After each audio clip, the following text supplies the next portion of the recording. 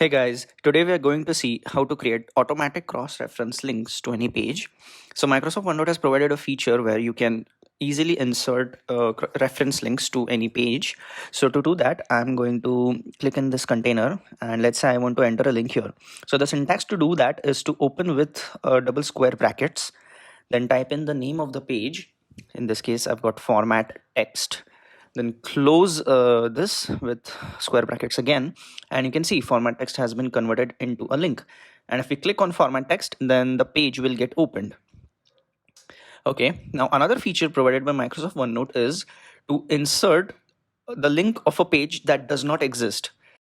So basically, if you want to create a link to a page that does not exist, you can do that.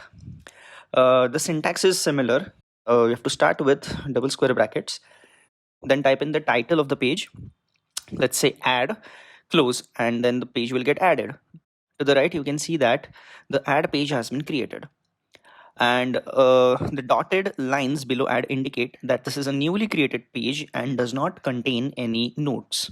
So that's it for today, guys. Hope you find this feature useful. Please check out our Microsoft OneNote playlist where we have discussed more amazing features, and see you guys in the next video. Thank you.